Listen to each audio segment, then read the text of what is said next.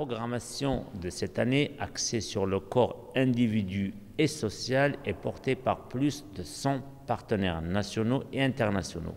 On y retrouve pas moins de 122 films, longs métrages, courts métrages, documentaires compris.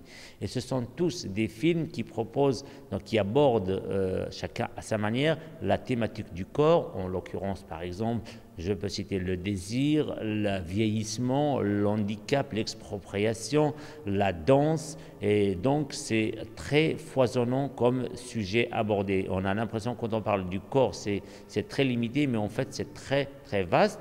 Et ce qui est intéressant aussi, c'est qu'au-delà du corps individuel, on lit les sociétés, les mutations sociales, les mutations politiques.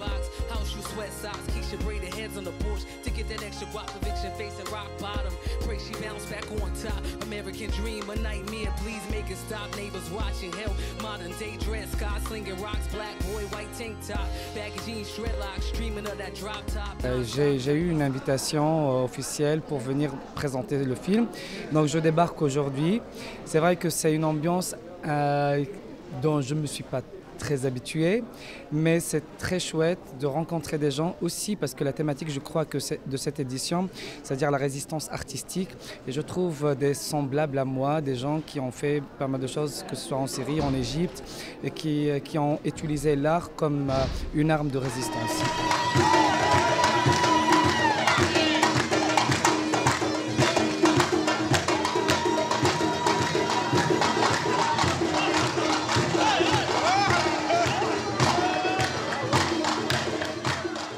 Tout à fait, vous avez parlé, la thématique choisie, c'est le corps. Est-ce qu'il y a eu beaucoup de réalisations qui se font dans ce sens-là? Est-ce que ça a été difficile d'aller trouver des films qui d'une certaine manière, touchent cette thématique? Comment ça a été la recherche pour ce film? Alors c'est une recherche qui dure en fait plusieurs années, ce n'est pas seulement une année. Le corps trottait dans ma tête depuis quelques années, je prêtais attention à tout ce que je voyais. Donc quand j'ai vu qu'il peut y avoir une quarantaine, cinquantaine de films autour, j'ai décidé d'approfondir la recherche.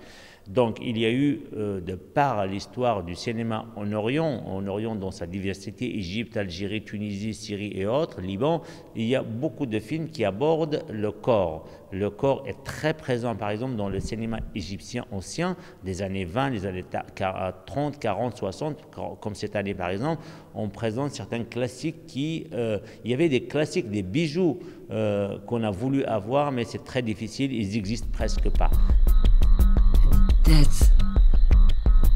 أرجل الحرث خاصها تحرث كيف بغى الخاطر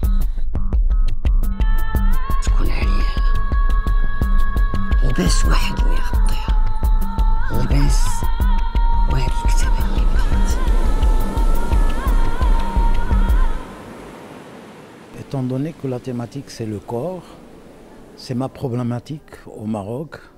Je défends le corps à travers tout, que ce soit en danse, parce que je suis danseur avant d'être réalisateur, que ce soit en peinture, que ce soit dans le cinéma, que ce soit même dans la poésie.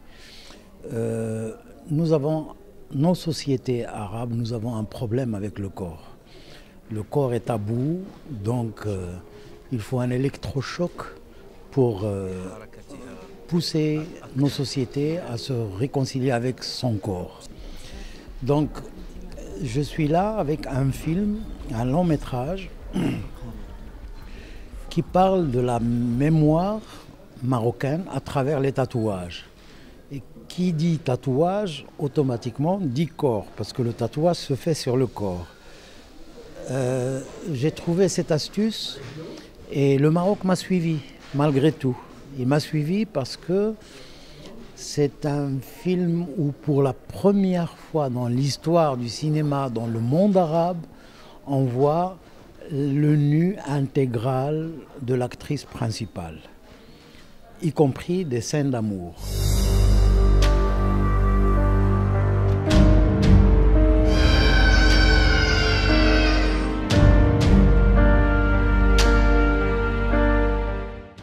Critique du cinéma et en même temps réalisateur.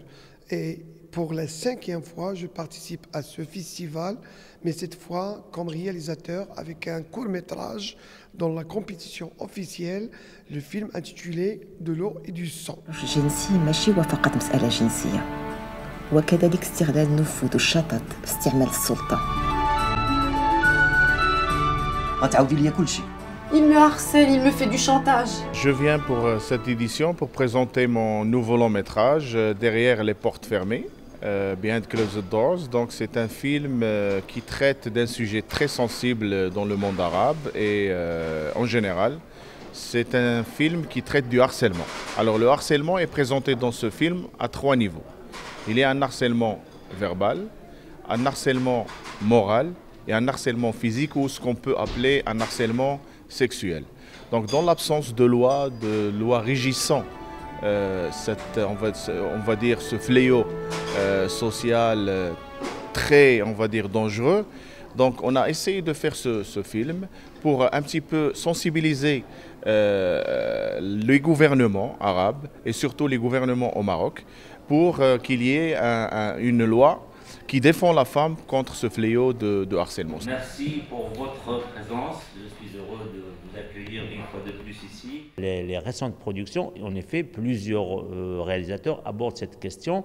Cette question, pas forcément pour dire que révéler le corps ou le dénuder homme ou femme, c'est aussi le cacher et aussi une manière de représenter le corps. Ce qui nous intéresse, donc, c'est de voir, par exemple, comment dans le cinéma iranien, le corps de la femme notamment est voilée partout, même en cuisine, même au lit et partout. Donc elle porte le hijab, ce qui n'est pas censé. Et par exemple, dans le cinéma marocain, on retrouve certaines scènes que je peux appeler dosées. Par exemple, il y a du nu, par exemple, dans certains films. C'est vrai que ces films ne passent pas à la télé, les baisers sont encore interdits à la télé, on est très pudique, mais dans les cinémas, les gens peuvent aller voir ce genre de film sans aucun problème.